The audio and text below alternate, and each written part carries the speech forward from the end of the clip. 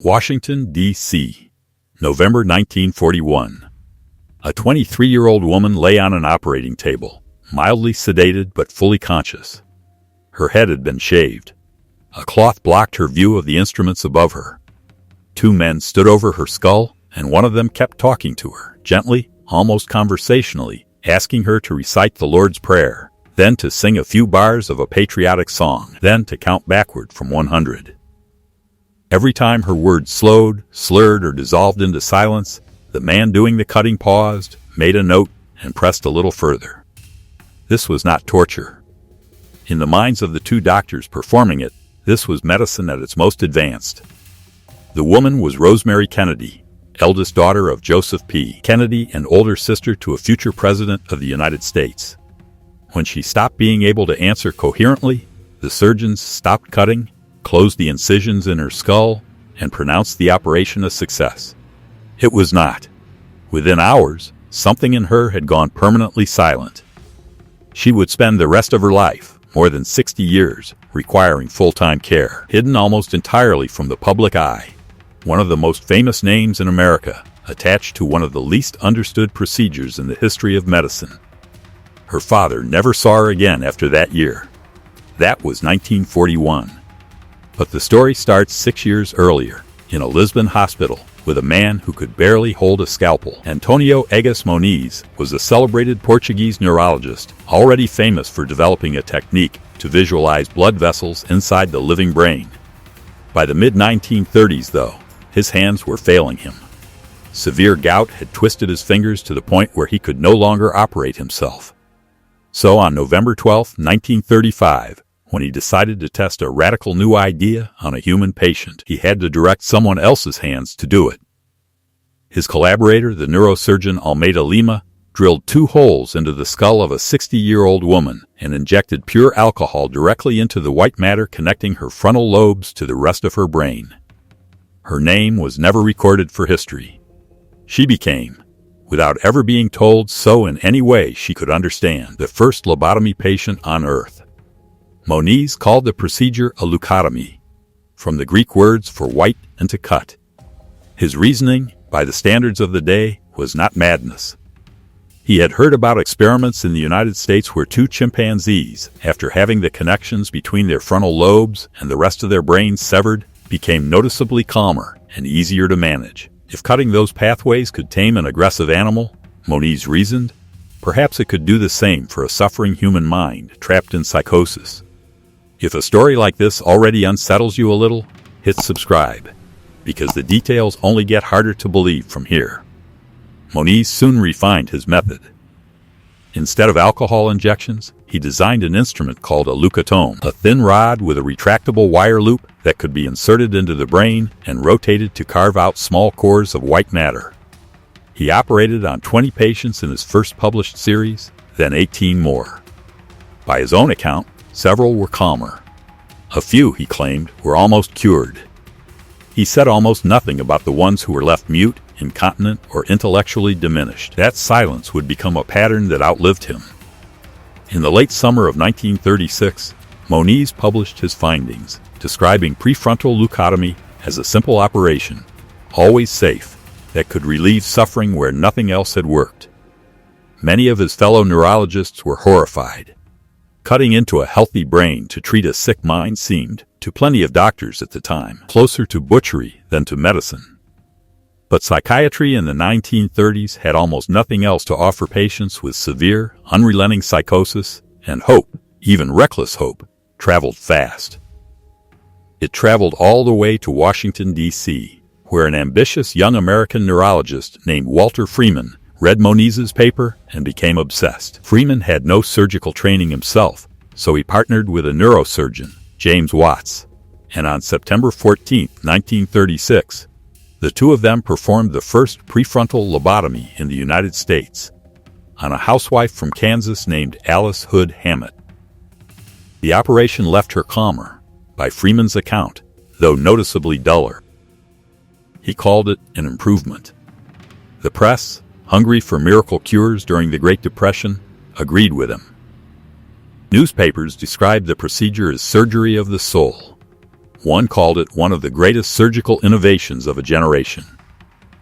Freeman, who loved an audience as much as he loved a diagnosis, began touring hospitals to demonstrate the technique, and soon he was doing something almost no other doctor of his era dared to do, openly promoting a brain operation to the general public, in magazines, in interviews, in his own private practice.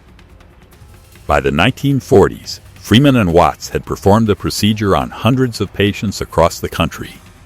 It was Freeman himself, in a striking twist of the story, who formally nominated Aigis Moniz for the Nobel Prize.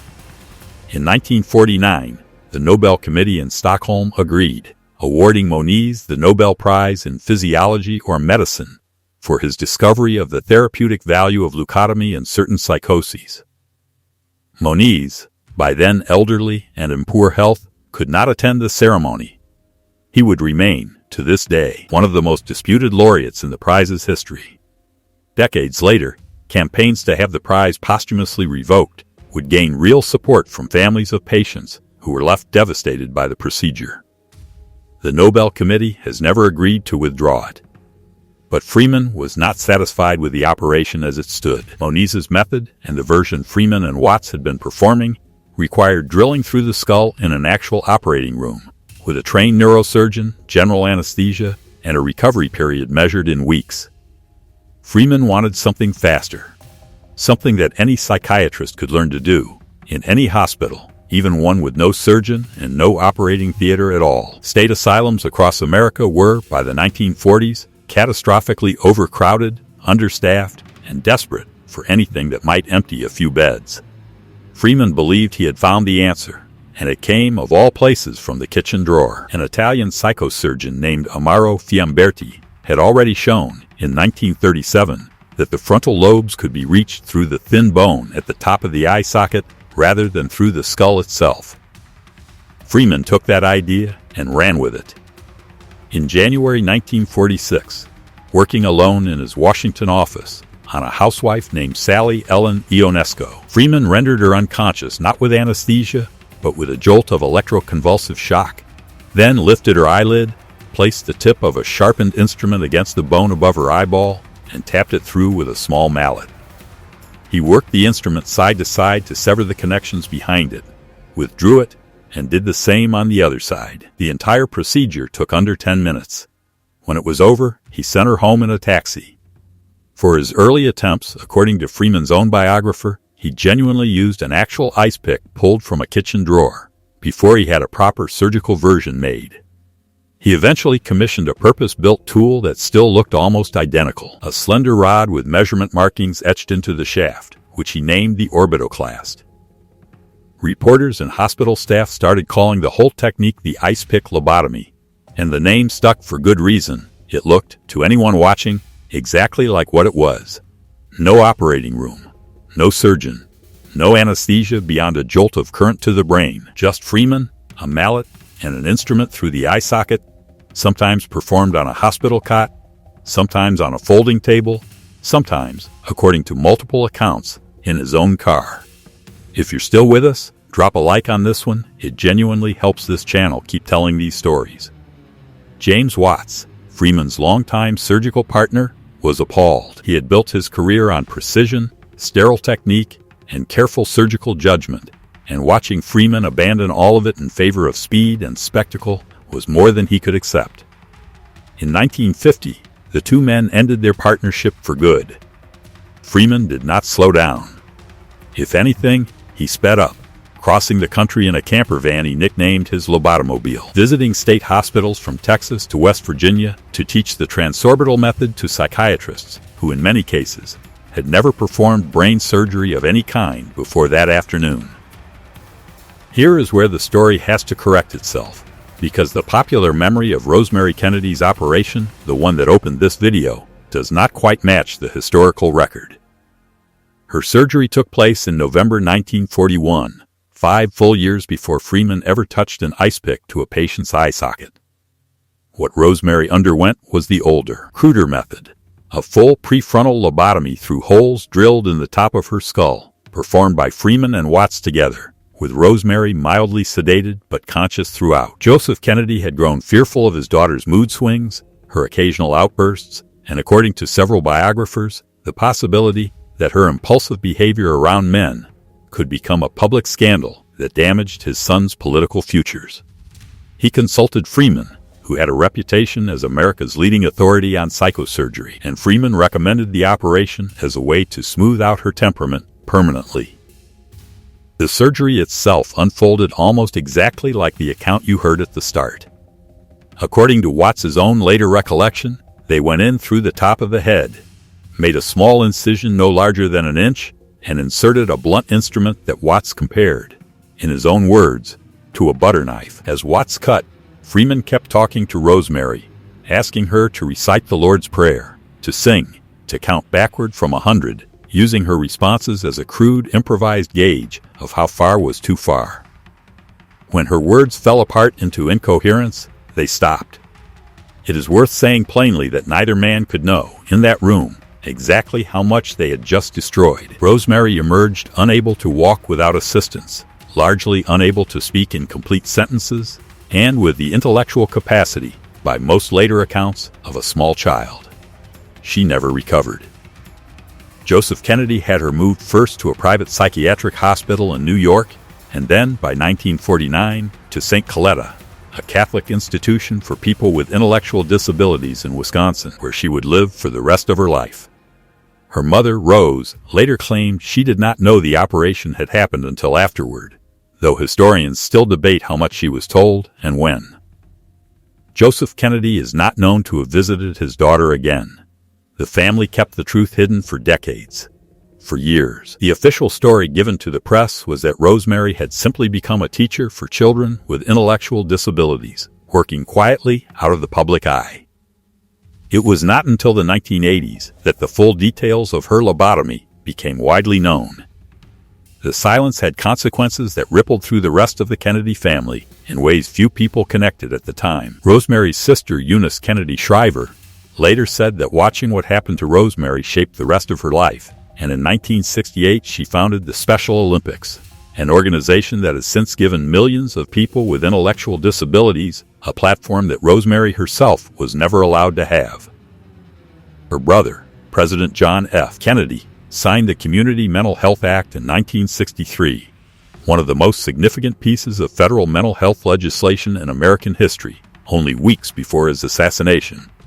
Neither sibling spoke publicly, in detail, about why the cause mattered so personally to them. Rosemary's case was tragic, but it was not rare. Between the mid-1930s and the early 1970s, somewhere between 40,000 and 50,000 people underwent some form of lobotomy in the United States alone, most of them in overcrowded state hospitals, many of them with no meaningful ability to consent.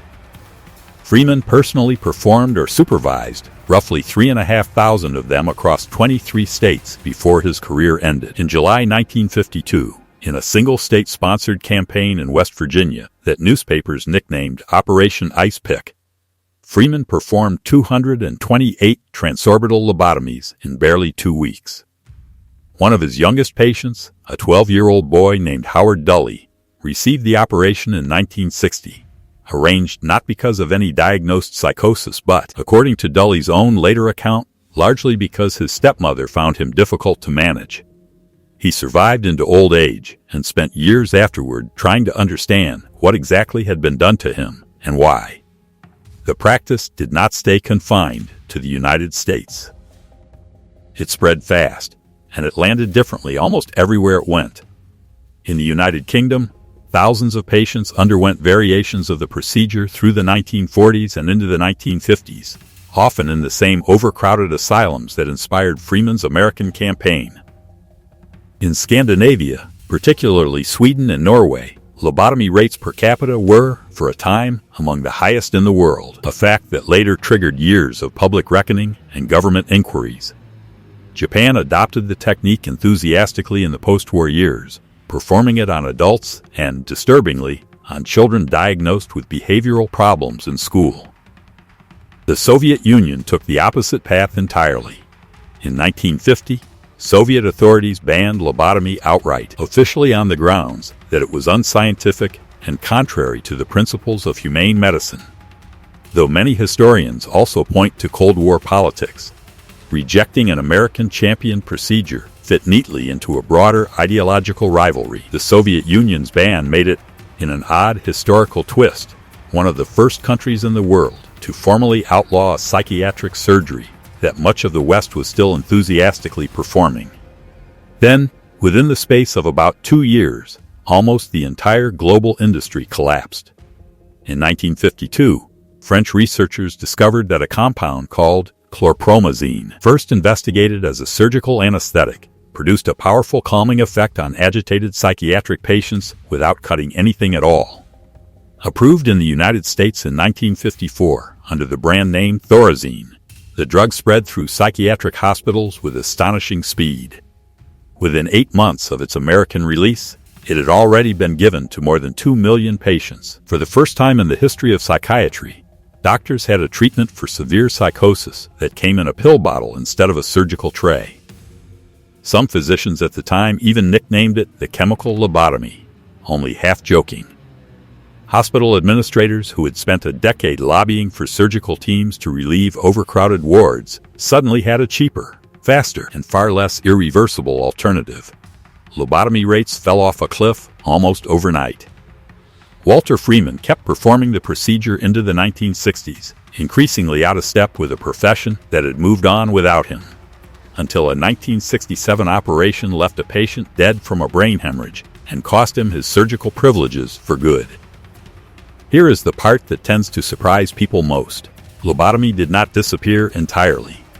It is, in fact, still technically legal in the United States today, and a distant, far more precise descendant of it is still performed in hospitals right now, under strict ethical review, for a small number of patients with severe, treatment-resistant, obsessive-compulsive disorder or major depression that has not responded to years of medication and therapy. The modern procedure, sometimes called a cingulotomy, uses magnetic resonance imaging to guide an instrument to a target no larger than a few millimeters wide, destroying a tiny, carefully mapped bundle of tissue rather than sweeping blindly through an entire lobe. Patients undergo extensive psychiatric evaluation, give detailed informed consent, and are followed for years afterward. It is a world away from an ice pick and a mallet in a Washington office, and yet the underlying idea that carefully altering brain tissue can relieve suffering the mind alone cannot escape is not so different from the one Egas Moniz first proposed in 1935. The difference that actually matters is not the concept, it is everything that surrounds it: imaging precision, ethics review boards, informed consent, and decades of hard-won caution that only exist because of what happened to people like Rosemary Kennedy and Howard Dully. That gap between the two eras is really the whole lesson. Christine Johnson, a medical librarian who lost a family member to a failed lobotomy, spent years in the early 2000s campaigning to have Moniz's Nobel Prize formally rescinded. The Nobel Committee has consistently declined, arguing that prizes reflect the scientific understanding of their moment rather than a permanent endorsement, and the medal remains, to this day, listed under Moniz's name in Stockholm's official records. It sits there as an uncomfortable artifact, proof that the line between visionary medicine and irreversible harm was, for an entire generation of doctors and patients, far thinner than anyone wanted to admit. The fall of lobotomy also left behind something less visible than a medal, but arguably more important: a hard institutional memory of exactly how badly medicine can go wrong when speed, ambition, and desperation move faster than evidence does. The scandal surrounding Freeman's methods, once fully exposed in later decades through investigative journalism and patient testimonies like Howard Dully's, became a recurring reference point in the development of modern medical ethics. Informed consent, once treated by doctors like Freeman and Watts as an inconvenience to be managed rather than a right to be honored, became a formal, legally enforceable standard in American medicine by the 1970s. Institutional review boards, now a mandatory feature of any hospital or university considering an experimental procedure, exist largely because of a string of 20th century medical scandals in which lobotomy sits near the top of the list.